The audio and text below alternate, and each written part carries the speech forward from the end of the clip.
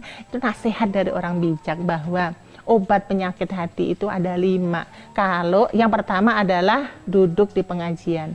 Kalau kita sakit badan kita, obatnya ke dokter, ke medis. Tapi kalau hati kita yang sakit, obatnya ke taklim, ke pengajian, ke masjid, ke musola, berkumpul dengan orang-orang soleh, menuntut ilmu, mengkaji ilmu-ilmu agama yang baik. Insya Allah kajian-kajian itu akan menjadi keberkahan buat hati kita dan hati kita menjadi tenang. Masya Allah. Nah, maka Rasulullah SAW bersabda, tolabul ilmi faridotun ala kulli muslimin wal muslimat. Dikatakan bahwa menuntut ilmu itu hukumnya adalah wajib, ya.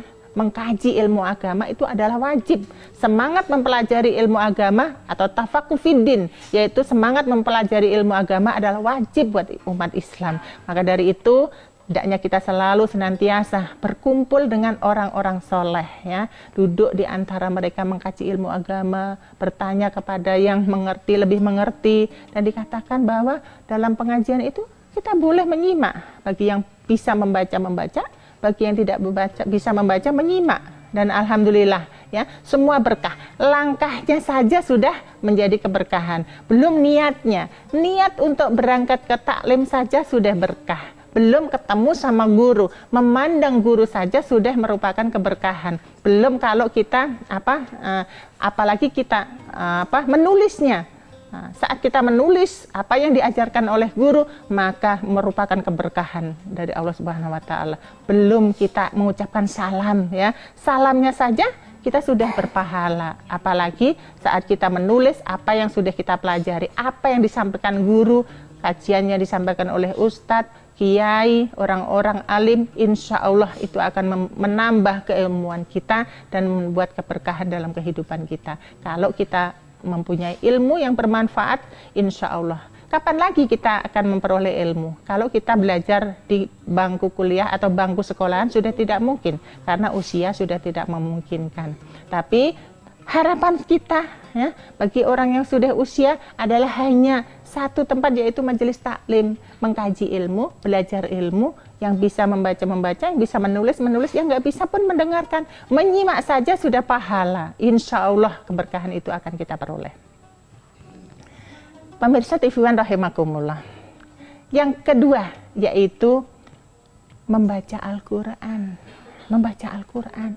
Nah, orang bijak mengatakan bahwa kita membaca Al-Quran di majelis di dalam rumah, tatkala rumah yang baik adalah rumah yang senantiasa dibacakan Al-Quran setiap hari.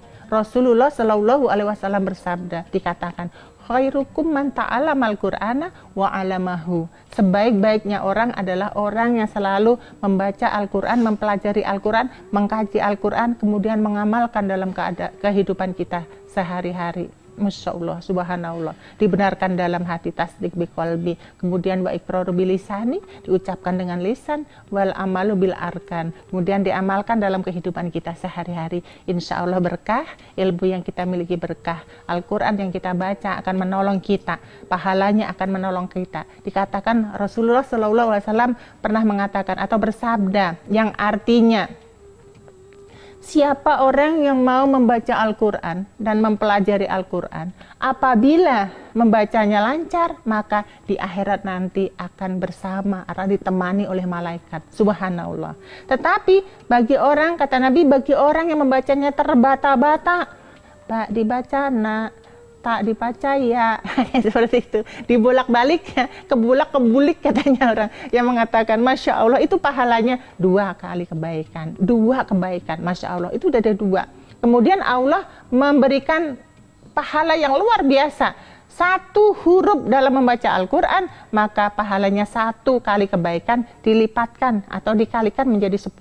Jadi 1 huruf pahalanya adalah 10 kebaikan. Subhanallah, 10 kebaikan itu yang akan kita peroleh dari Allah. Bayangkan kita membaca Al-Quran dalam setiap hari, dalam sholat, mulai dari surat Al-Fatihah, kemudian surat-surat yang lain, kemudian ayat-ayat yang lain yang kita baca. Masya Allah, berapa huruf yang sudah kita peroleh, berapa huruf yang sudah kita baca. Masya Allah, pahalanya akan berlipat-lipat, dikalikan oleh Allah, dilipat gandakan oleh Allah. Masya Allah, subhanallah, itu yang akan kita peroleh nanti. Dan alhamdulillah, Al-Quran yang kita baca akan menolong kita di akhir, akan menjadi cahaya pencerah. Bahkan di dunia saja, apabila kita mau istiqomah membaca Al-Quran, insya Allah pahalanya hati kita menjadi tenang, hati kita menjadi tentram. Subhanallah, dikatakan hati kita menjadi tentram tatkala kita rajin membaca Al-Quran.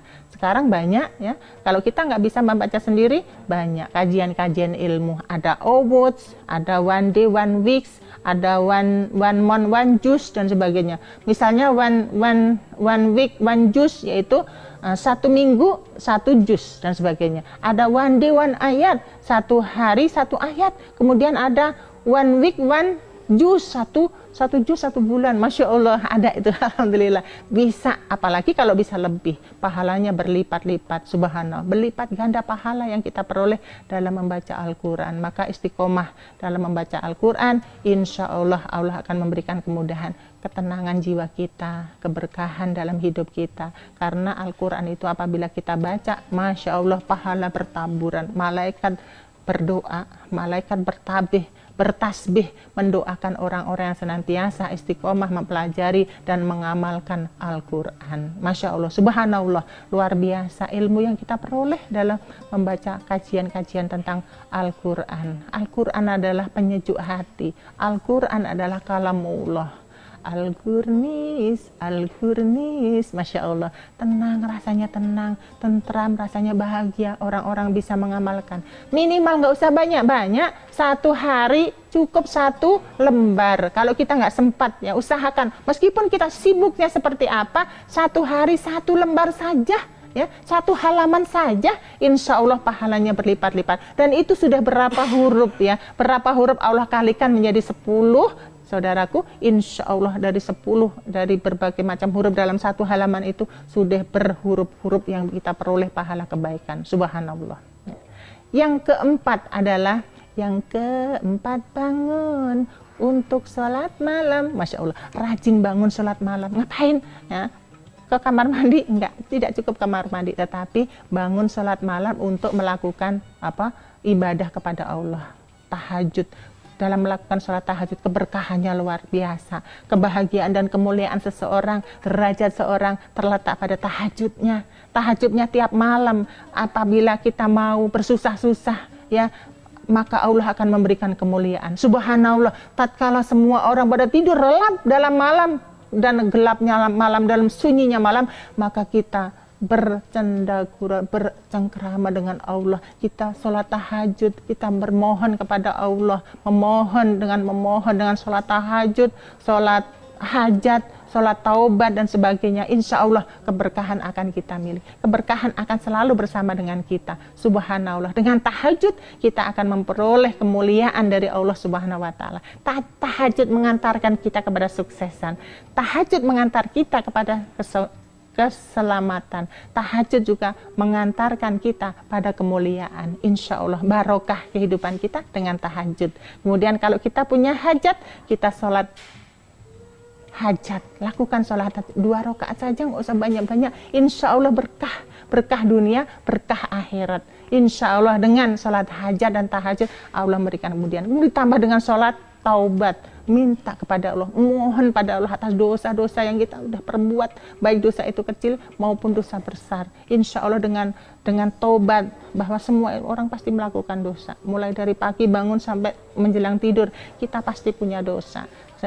Supaya nggak bertumpuk-tumpuk, kita cicil dengan tiap hari kita salat taubat, insya Allah sedikit, step by step Allah akan memaafkan kita, Allah akan mengampuni kita, sehingga kelak di akhirat nanti kita akan tenang, akan sedikit barangkali, walaupun mesti ada yang kita pertahankan, ada yang kita pertanggungjawabkan di hadapan Allah Subhanahu wa Ta'ala, tetapi insya Allah tetap ada keberkahan, tetap ada kemuliaan, ada pengangkatan derajat dari Allah Subhanahu wa Ta'ala karena rajin sholat malam dengan melaksanakan sholat tahajud 2 rakaat.